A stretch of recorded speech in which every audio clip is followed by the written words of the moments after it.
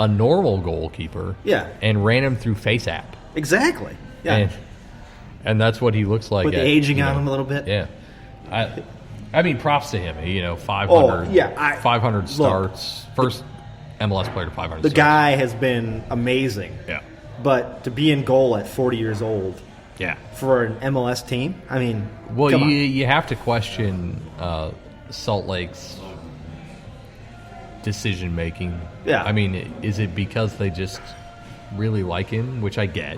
Yeah. Or is it because they're terrible at finding a new goalkeeper? And I mean, well, they're going to have to. I mean, this is his final season. He's gone, yeah. He's made that clear. So he'll be retiring after this year. So, first half was a snooze fest.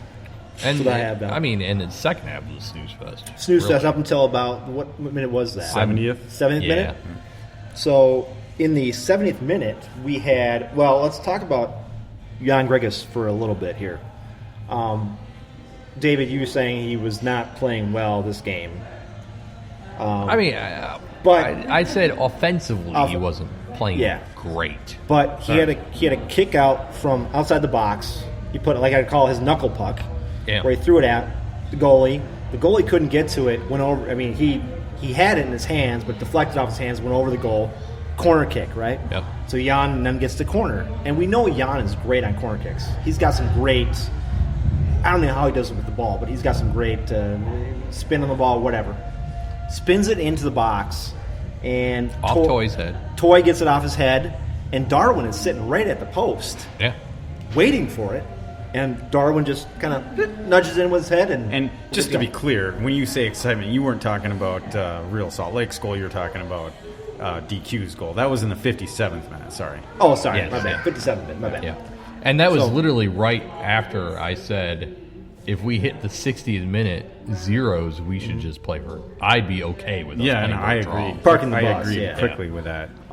So sorry, 57 minute. No, that was my fault. We get the goal. Yeah.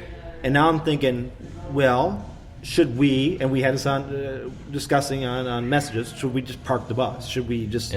Because we scored a goal against RSL, and nobody has been scoring against them lately. Right. So let's just kind of, but we didn't. Yeah.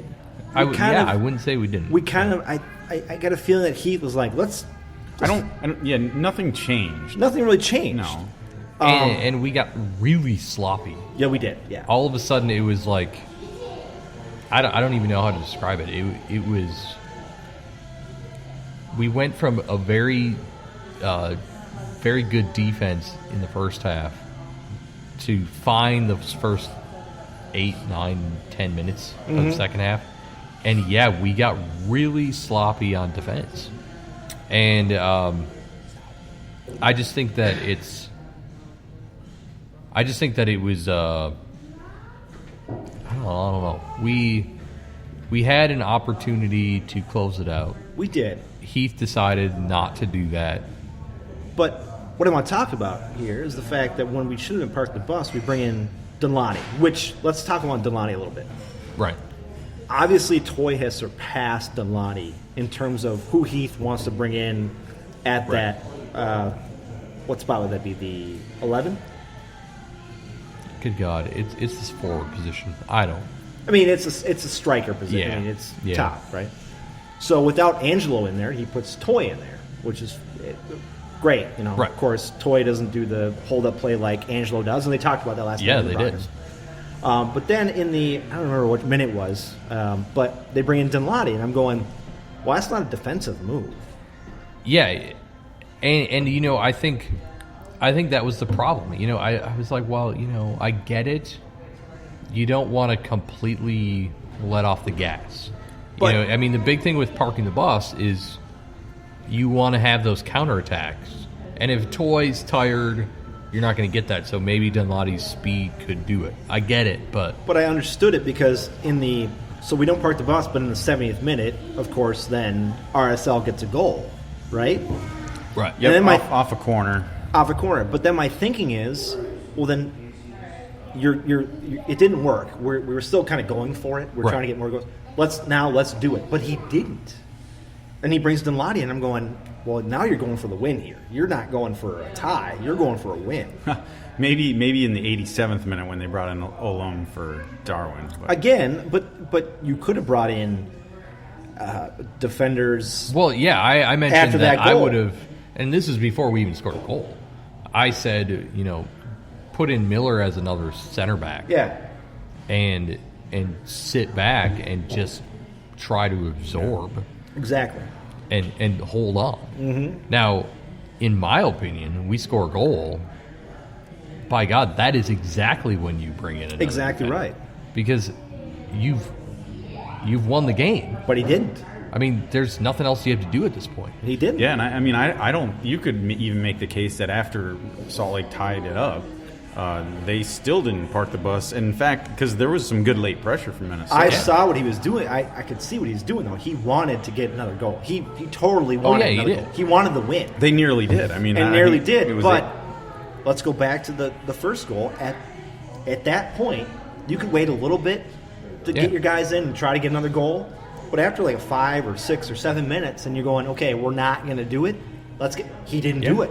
And and that's, I guess, props to Adrian Heath for wanting to win. But Well, I just think you had a chance to move up in the standings. yeah. It didn't require any effort at that point to move up in the standings. There's nothing wrong with being defensive. No. I mean, sure, there are some people out there that are going to be like, well, it wasn't pretty. Who cares what they think? But go back to what RSL had done previously, not allowing goals. If you get one goal, you should be parking the bus. Exactly. You should be doing that. I mean, and they don't. It's not like they don't score goals at home. No.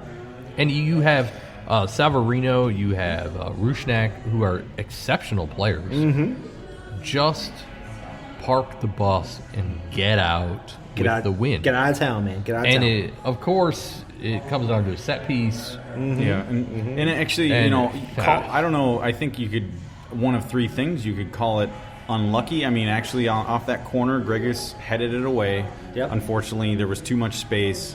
You could even maybe put a knock on Vito. Maybe not his best. Yeah, I mean, I think you could blame. There was a few things. Unlucky, maybe defensive. I said it was a that lapse. I would place blame on Jan and Ike. Well, Jan headed it away originally. But he also just kind of stood there when the shot was taken. He kind of and Ike away. also kind of he spun back. He spun back, twisted back. Yeah. And of course, I mean, Vito obviously didn't quite make a clean attempt at it either. I mean, there was just it's the standard Minnesota United. We're gonna piss on a set piece. We can second guess it. I mean, we're doing right now, but Right. the fact is, we still got a point. Yeah, We still got a point. Yeah. The winning streak is over. They Yeah. couldn't make it 8, but like you pointed out earlier, We have an David, undefeated streak. that the undefeated streak is still alive at 8 games in all competitive competitions. So- Which is admirable. And then as without a doubt. they didn't drop in the standings as we sit here, they're still 4th in the standings. So yeah, and getting a point on the road in Rio Tinto, not it does tighten things up a bit. yes, It does. The West is, like we said, the West is crazy right now. Yeah. I mean, Right. it's I said this earlier. It's starting to look, and this could certainly change because the standings have a tendency to do that, as we've seen throughout the years. But it kind of looks to me like it's shaping up into an 8-team race for 7 spots. For 7 spots. Now, granted, 2 weeks from now, it could be totally different, but that's the way it looks at this moment. Yeah. Well, if you look at the standings and you say, okay, let's say Portland gets a win against Seattle today. Mm-hmm. You're looking at a 5-point difference between 2nd and 6th. Mm-hmm. And you're looking at Houston, who's at 30 points and 8th place, only because of goal differential. yeah. RSL actually gained a position on Houston after draw, and Houston winning, which we mentioned that before in our text of how Houston actually had a really good win against Toronto. They did. On the road. On the road, yeah. And it hurt them. I mean, Well, it's it didn't just- hurt them, but Well, I mean, overall, how the weekend ended up, Ended up, it yeah. hurt them. Well, let's talk a little bit about goal differential because we are number 2 in the West. Oh, think we're 3 in the league, I think. I think we're 3 in the league. We have an 8, Eight. which is good for us because any ties that come 7, through. yeah, 4th and Tony, you're right. It's good for second in the West as far as Yeah. goal differential. Yep. Not Yeah. quite up to LAFC's Oh, level, but who's going to get up there? It's man? unbelievable. Dude. 35. How is that even possible after 21 games played? Yeah. That's unbelievable. What I'm saying is this: we come into a tie situation at any point. Oh, yeah. We've got that 8 goal differential right now. Yeah, I mean, as it the stands. next closest is, well, FC Dallas has 5 and Seattle has 5. Yeah. So we're good there. But we get a point, guys. I mean, I guess that's better than nothing, right? Well, it is because it maintained our position. Yeah. I mean, Oh, you look back at the last 4 or 5 MLS League matches. You aren't going to complain one bit. No. If you're talking about 4 wins and a draw in your last 5. So Right.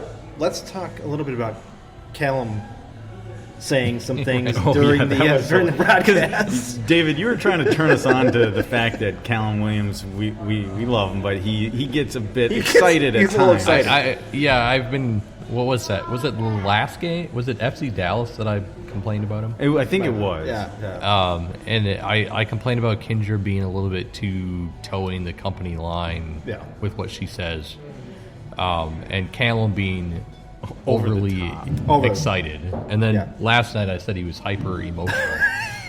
He had a few good ones last night, a he couple did. at least. But he made a comment about the humidity, yeah. in Salt Lake, and I'm like, 23%. Give that's me not a break. humidity. And it was best because he said it right when they flashed the graphic that it was 23% humidity. I was like, God, I would love 23% humidity. I did. To his credit, I did point out that 23% is a bit high for out west. Okay. It is a bit high. But Yeah. it's not. You aren't walking around in 23% humidity and saying, "Wow, it's humid out." Right. But who's watching this game? It's everybody in Minnesota. We've dealt with super high humidity for the past week. Yeah. I mean, and in fact, at that time, I looked, and it was 86% humidity. So, I mean, I don't. Maybe he was trying to put it into reference of Salt Lake City. Okay. My favorite, But- I think one of my favorites from Cal last night was how I think it was at the halftime report. I think he described the first half as intriguing. Intriguing. Yes, you Intriguing.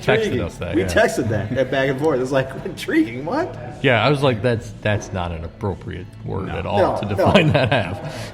I mean, I guess, of course, we are dealing with a cultural and Yeah. slight Yeah. language difference. Of course we are. So maybe in the English, the British English language, Yeah. intriguing means when we kind of say sarcastically, well, that was interesting. Yeah. Maybe that's what he was trying to say. But let's say something about Cal here. I like Cal. Yeah. I think he's a great guy. And we're just joking Yes, with him yes, here. exactly. We don't hate you, Cal, but No, some of the things no you say ill are will. just like, come on. And I understand you got to make it a little more interesting for the broadcast, and I get it, Right. you're trying to make money and all that type of stuff, but let's not Yeah. overexert ourselves here too much. Yeah, I mean, spending 3 years living in a high desert, I was like, for me, 23% humidity would be kind of like, all right, That's nice. great, That's nice. all right. That's great. And it really, again, the main reason why I even brought it up was the fact that the graphic popped up, Yeah. and I was like, that's not even close to being humid. But So, we love you, Cal. Keep doing what you're doing. Yeah. But before we go to break, guys, let's talk about the one signing we've had yeah, here, and that is how do you want to say his Robin last name? Lood. Robin Lood. But as someone said, I think it was Jeff Reuters said, Lood. it's lewd. Oh no, it was Eric Durkee from Minnesota United, who said it's lewd with a Scandinavian drawl. Lood. I don't have any idea what that means. I'm part Finnish, but I can't say Lood. I think it's Lood, or I don't know. Well, I almost feel like it might be like load. Like there's maybe a little O Lood? into the Lood? U. Loons? I have no idea. Well, let's just say he's our second Finnish player because He's our second Finnish. Schuler is Finnish. Yes.